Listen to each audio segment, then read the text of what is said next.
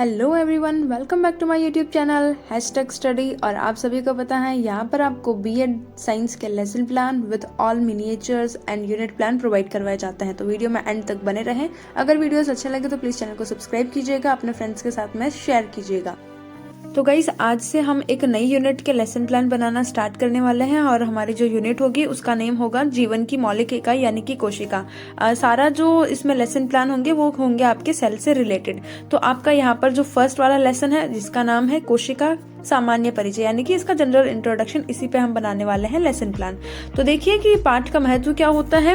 विद्यार्थी कोशिका के बारे में सामान्य जानकारी प्राप्त कर सकेंगे। फिर आता है पाठ्य वस्तु विश्लेषण, जिसमें हमें क्या करना है, लेसन का नेम लिख देना है 3 पार्ट में डिवाइड करके, तीनों टीचिंग पॉइंट। पहला है कोशिका की खोज, दूसरा कोशिका की आकृति और तीसरा है कोशिका का आकार। फिर आता है आपका पाठ के उद्देश्य।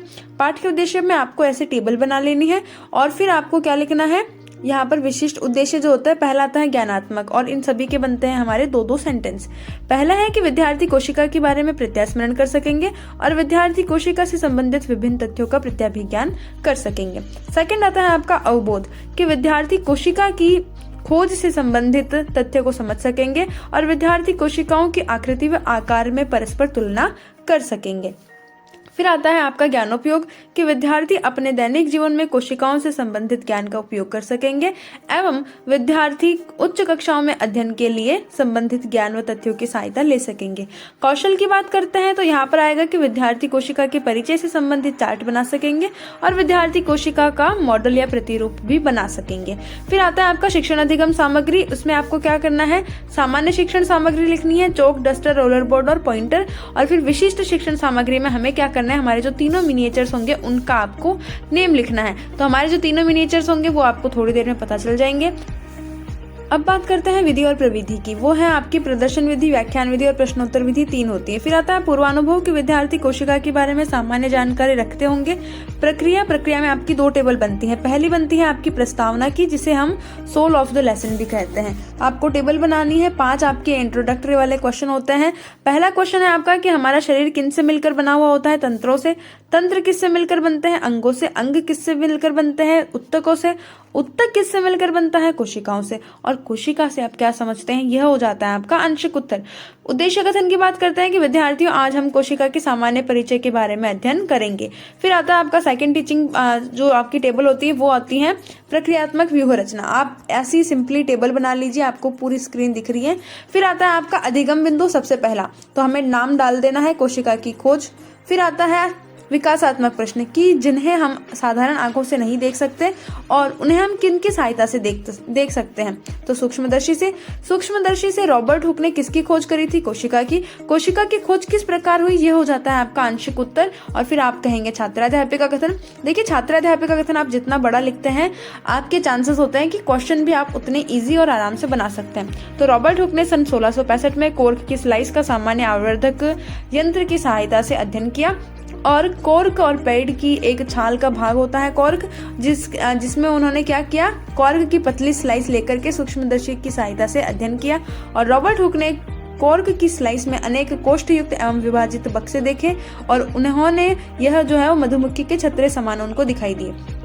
उन्होंने यह देखा कि कोष्ठ या बॉक्स से एक दीवार या विभाजन पट्टी द्वारा वो अलग होते हैं। तो हुक ने प्रत्येक कोष्ठ यानी कि हर एक बॉक्स को क्या नाम दे दिया, हमारा सेल नाम दे दिया। फिर आता है छात्राध्यापिका कथन में आपको क्या करना है कि विद्यार्थी क्रिया में विद्यार्थी ध्यानपूर्वक सुनते हैं, समझते हैं तथा अपनी नोटबुक में नोट करते हैं। फिर आता है आपका ब्लैक बोर्ड समरी। तो ये रही आपकी ब्लैक बोर्ड समरी कि सर्वप्रथम रॉबर्ट हुक ने 1665 में कॉर्क की कोशिकाओं को देखा था। बोध प्रश्न की बात करते हैं, कोशिका की खोज किसने करी, रॉबर्ट हुक ने। और कोशिका की खोज सर्वप्रथम किसमें की गई, कॉर्क के अंदर की गई थी। ठीक है, अब देखिए फिर आता है आपका मिनिएचर। तो मिनिएचर आपका यहाँ पर इस लाइन पर पेस्ट होगा और ये रही आपकी मिनिएचर की पिक।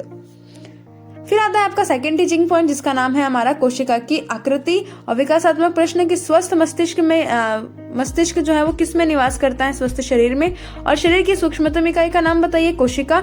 कोशिका की आकृति किस प्रकार होती है, यह हो जाता है आपका आंशिक उत्तर। छात्राध्यापिका कथन की बात करते हैं कि अमीबा जो है अमीबा नामक जीव एक कोशिकीय होता है, इसकी आकृति अनियमित होती है और मनुष्य के रक्त में पाई जाने वाली WBC यानी कि जो श्वेत रक्त कोशिकाएं होती हैं या कणिकाएं, वह भी एक कोशिकीय संरचना का उदाहरण होती हैं जो अपनी आकृति बदल सकती हैं। अब यहाँ पर आता है कि WBC जो होती है वो एक सेल होती है, जबकि अमीबा एक फुल डेवलप क्या होता है आपका ऑर्गेनिज्म होता है। कोशिकाएं सामान्यतः गोलीय, चपटी और लंबी होती हैं। कुछ कोशिकाएं लंबी तथा उनके सिरे नुकीले होते हैं जैसे कि तर्करूपी पेशी कोशिकाएं। कुछ कोशिकाएं अत्यधिक लंबी होती है जैसे कि तंत्रिका कोशिका। विद्यार्थी के लिए आप लिख ही देंगे। फिर आता है आपका ब्लैक बोर्ड समरी की कोशिकाएं सामान्यतः गोल, चपटी और लंबी होती हैं। अब यहाँ पर आपका इस लाइन पर पेस्ट हो जाता है मिनिएचर व्हाइट वाला, तो ये रही आपकी मिनिएचर की पिक। फिर आता है आपका बोध प्रश्न की एक कोशिकाएं जीव का नाम बताइए। एक कोशिकीय जीव अमीबा और कौन से रक्त कणिकाएं अपनी आकृति बदल सकती हैं? श्वेत रक्त कणिकाएं। थर्ड टीचिंग पॉइंट आता है आपका विकासात्मक प्रश्न की शरीर की संरचनात्मक एवं कार्यात्मक इकाई कौन सी है? कोशिका।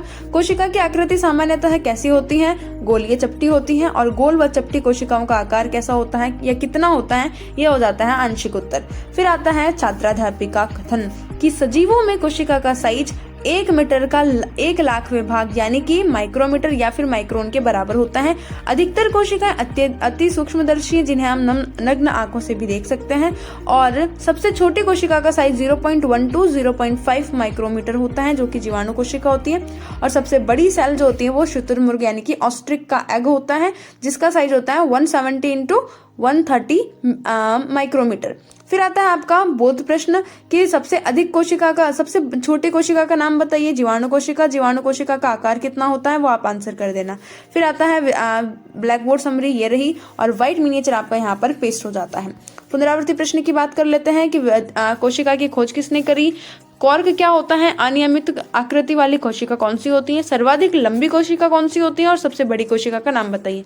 मूल्यांकन प्रश्न, कोशिका की खोज किस वर्ष में हुई? आप ऑप्शन दे देना। फिर आता है कि अनियमित आकृति वाला जीव कौन सा है? ऑप्शन दे देना। WBC का पूरा नाम क्या है? नुकीले सिरों वाली कोशिका का उदाहरण खालिस्तान होता है और शुतुरमुर्ग के अंडे का साइज खालिस्तान होता है। गृह कार्य की कोशिका की खोज, आकार और आकृति का सामान्य परिचय दीजिए। संदर्भ राजस्थान राज्य शैक्षिक अनुसंधान एवं प्रशिक्षण परिषद उदयपुर। समालोचनात्मक स्वमूल्यांकन के विद्यार्थी श्याम पट कार्य और सरल सुबोध भाषा के प्रयोग से विषय वस्तु को आसानी से समझ सके।